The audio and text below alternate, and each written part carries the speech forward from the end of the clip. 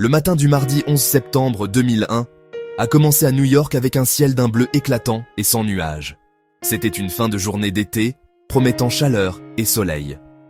La ville bougeait à son rythme frénétique habituel. Les navetteurs se rendaient au travail, les enfants étaient déposés à l'école. Le quartier financier bourdonnait déjà d'activité. À Wall Street, la cloche d'ouverture était à un peu plus d'1 heure. Les tours jumelles se dressaient fièrement, leurs façades réfléchissant le soleil.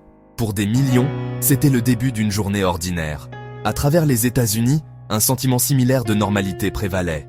À Boston, à Washington DC, à Newark, vol 11, American Airlines à Logan, vol 175, United Airlines à Logan, vol 77, American Airlines à Dulles, vol 93, United Airlines à Newark. Aucun des passagers ni des membres d'équipage n'aurait pu savoir l'horreur à venir. L'horloge dépassait 8 heures du matin. La journée ne faisait que commencer, paisible et routinière. Mais ce sentiment de paix était une illusion fragile. À 8h46, l'illusion d'un mardi ordinaire fut brisée. Le vol 11 d'American Airlines, un Boeing 767, transportant 81 passagers et 11 membres d'équipage, s'est écrasé sur la face nord de la tour nord du World Trade Center. L'avion, détourné peu après son décollage de Boston, a percuté la tour entre le 93e et le 99e étage. L'impact a créé une énorme entaille enflammée sur le flanc du bâtiment, envoyant un panache de fumée noire s'élever dans le ciel.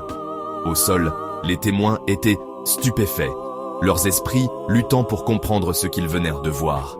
Les premiers rapports étaient confus et chaotiques. Les chaînes d'information ont interrompu leur programme régulier, montrant des images en direct de la tour en fumée.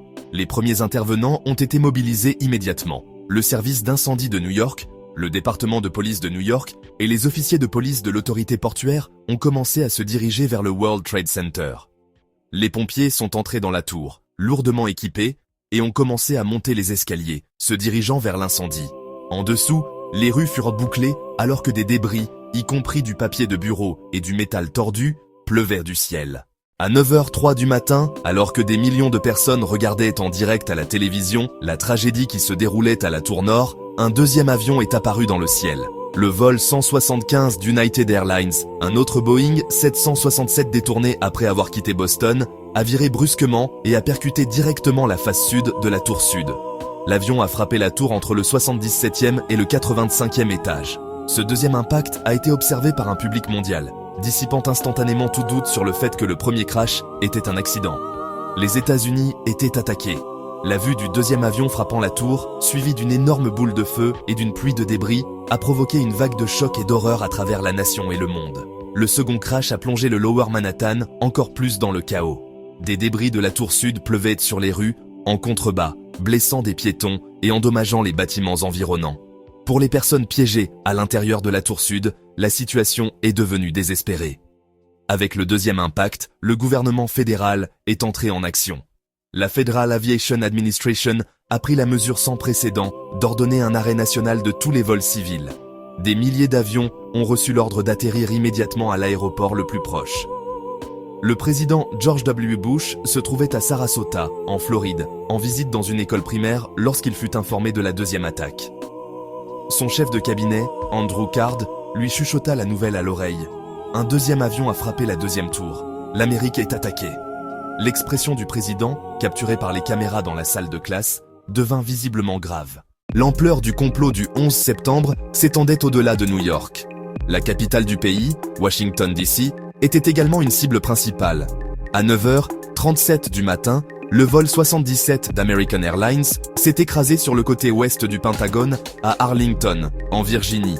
Le Boeing 757 avait décollé de l'aéroport international de Washington Dulles, puis avait été détourné et retourné vers la ville. Il a percuté le quartier général du département de la Défense des États-Unis, provoquant un effondrement partiel et un grand incendie. L'impact et l'incendie ont causé des dégâts catastrophiques. L'avion a pénétré 3 des 5 anneaux du Pentagone. Les équipes d'urgence du comté d'Arlington et des juridictions environnantes se sont précipitées. Le personnel militaire et civil à l'intérieur a travaillé pour évacuer leurs collègues, certains rampant dans des couloirs remplis de fumée. L'attaque a tué 64 personnes à bord de l'avion et 125 personnes à l'intérieur du bâtiment.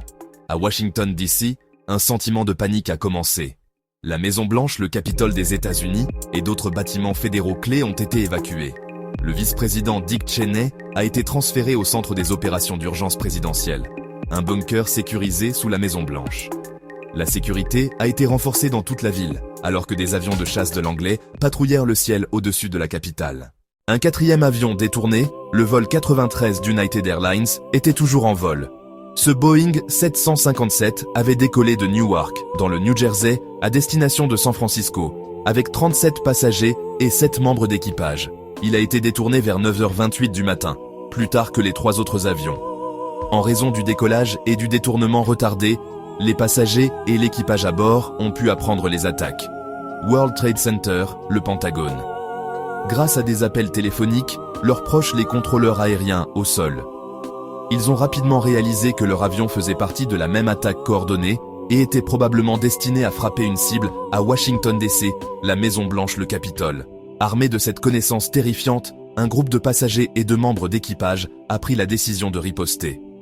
Par les appels, des passagers comme Todd Beamer, Mark Bingham, Tom Burnett et Jeremy Glick ont fait part de leur plan. Les dernières paroles audibles de Beamer, « Êtes-vous prêts les gars, on y va », sont devenues un symbole du courage et de la défiance américain face à la terreur. Ils décidèrent de prendre d'assaut le cockpit et de tenter de reprendre le contrôle de l'appareil. À 10h03 du matin, ils ont délibérément écrasé l'avion dans un champ vide à Stony Creek Township, près de Shanksville, en Pennsylvanie. De retour à New York, l'intégrité structurelle des tours jumelles était en train de céder. La chaleur intense des incendies, atteignant des températures de plus de 1000 degrés Celsius, affaiblissait les colonnes de support en acier. À 9h59 du matin, après avoir brûlé pendant 56 minutes, la tour sud du World Trade Center a commencé à s'effondrer. Les étages se sont écroulés les uns sur les autres dans une séquence horriblement rapide. Le gratte-ciel de 110 étages s'est implosé sur lui-même en moins de 10 secondes, disparaissant de l'horizon et envoyant un colossal nuage de poussière, de fumée et de débris déferler dans les rues du Lower Manhattan. Le son était un rugissement assourdissant, un événement cataclysmique qui semblait défier les lois de la physique. L'effondrement de la tour sud a créé un nouveau niveau de terreur et de chaos. Les gens dans les rues ont été contraints de fuir pour sauver leur vie. À 10h28 du matin, après avoir brûlé pendant 102 minutes, la tour nord s'est effondrée de la même manière. La tour d'où toute la tragédie avait commencé a également disparu en quelques secondes. Le deuxième effondrement a généré un autre nuage de poussière massif, aggravant la destruction et le sentiment de fatalité apocalyptique dans le Lower Manhattan. L'horizon emblématique de New York fut altéré de façon permanente et brutale. Le nombre total de morts à New York était stupéfiant. Au total, 2753 personnes ont été tuées au World Trade Center et au sol. Ce nombre comprenait 343 pompiers, 23 policiers du NYPD et 37 policiers de l'autorité portuaire. Les opérations de sauvetage et de récupération sur le site, qui allaient devenir connues sous le nom de Ground Zero, se sont poursuivies pendant des mois. Au lendemain immédiat des attaques, les États-Unis étaient un pays transformé. Les conséquences immédiates furent vastes et profondes, touchant tous les aspects de la vie américaine.